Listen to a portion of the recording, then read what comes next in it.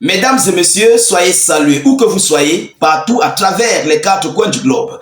Alors, l'heure est grave entre la Russie et l'OTAN. Ah oui, Poutine vient de frapper, mais un sérieux et énorme coup dur à l'un des navires otaniens. Mesdames, mesdemoiselles et messieurs, qui a d'ailleurs été complètement coulé, détruite en mer. Et au bord de ce navire, il y avait du personnel otanien, des militaires otaniens. Chères dames, chers messieurs, monsieur Vladimir Poutine vient de mettre la barre très haute. Il vient complètement de franchir la ligne otanienne, la ligne rouge otanienne. Bon, ça c'est un défi d'ailleurs qui a été lancé.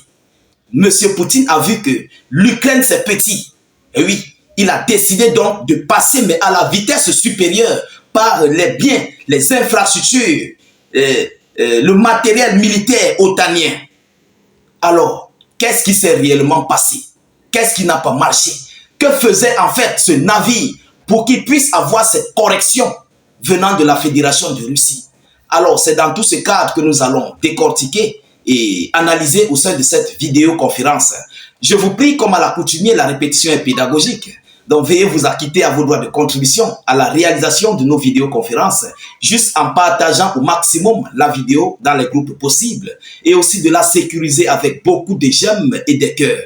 N'hésitez pas, s'il vous plaît, de laisser vos avis en commentaire. Si vous n'avez rien à écrire, mettez tout simplement salut, état d'urgence en commentaire ou encore faites des cœurs ou laissez notre slogan qui est vive la paix dans le monde.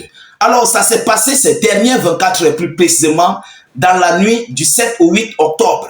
Oui, où la Fédération de Russie a émis des tirs de missiles Iskander. C'est l'un des missiles Iskander qui s'est dirigé sur ce navire. Qu'est-ce que ce navire faisait? Permettez-moi de vous donner l'annonce officielle. Vous savez, ici, on ne ramasse pas dans la poubelle. Vous comprenez? Nous, on relaie des informations telles que nous les recevons. Et c'est à vous aussi de partager, mais au maximum. Vous comprenez? Alors, qu'est-ce qu'ils disent? 5 étrangers ont été grièvement touchés lorsque les forces armées russes ont frappé le cargo Optima avec des obus à Odessa. Ça s'est passé au port d'Odessa, dans la zone portuaire, la ville d'Odessa. Donc, le cargo otanien venait livrer des munitions. Il apportait du soutien à l'Ukraine pour que l'Ukraine puisse faire face à la Fédération de Russie avec ses munitions et ses obus. Voilà où il a été repéré.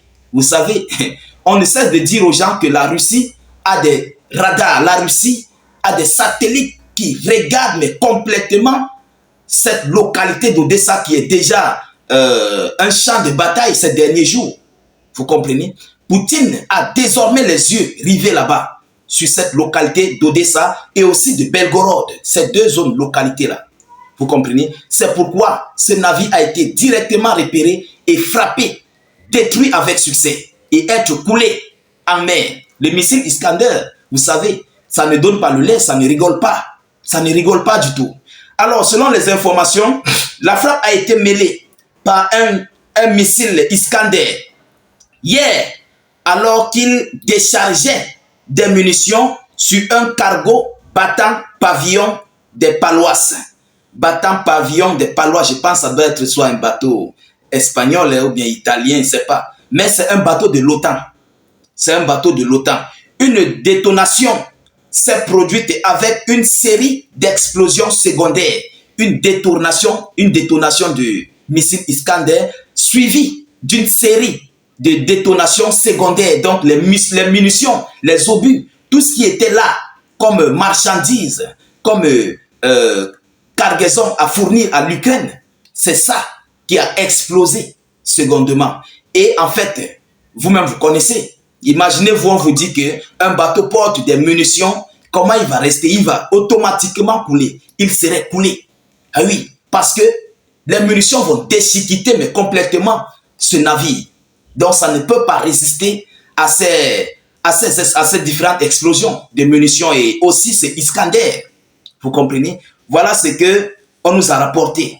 Il s'agit du deuxième cargo récemment attaqué. Donc, c'est le deuxième cargo otanien qui a été récemment attaqué ces dernières 24 heures. Alors, qu'est-ce qu'il faut faire? Voilà un défi que Vladimir Poutine lance aux Otaniens. Il a déjà détruit un cargo, deuxième cargo. Ils ne peuvent pas faire quelque chose. Vous comprenez? Ils vont faire quoi en fait?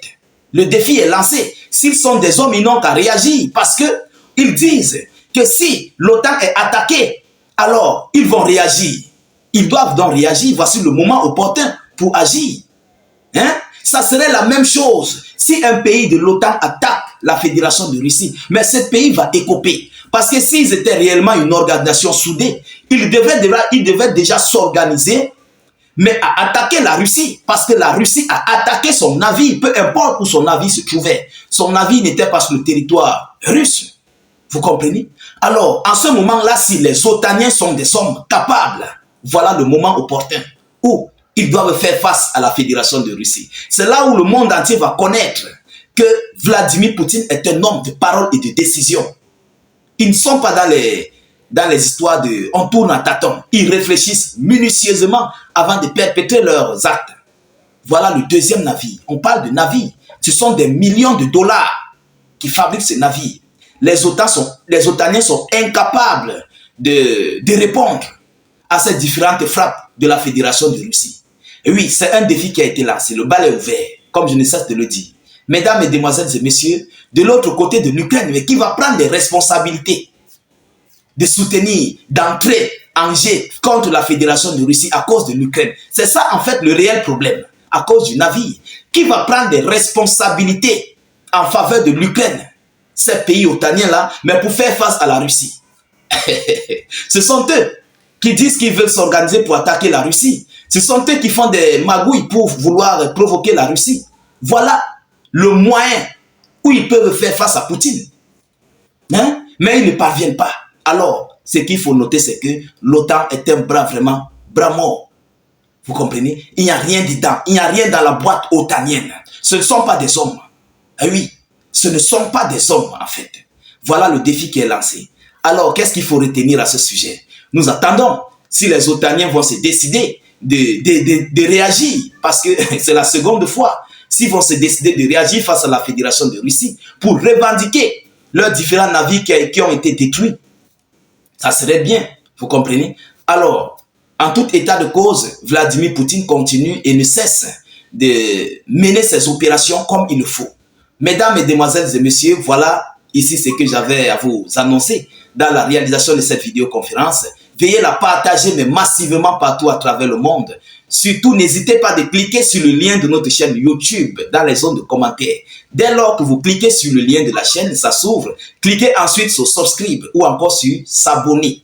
Voilà, cliquez sur s'abonner. Ensuite, vous activez la cloche de notification juste à côté. Vous comprenez, c'est très important. N'hésitez pas de protéger au maximum cette vidéo et surtout de laisser beaucoup de salut état d'urgence. Laissez pleinement de salut état d'urgence. Alors, je vous reviens tout à l'heure pour une prochaine série d'actualités. Soyez encore salués une fois de plus. Ciao, ciao.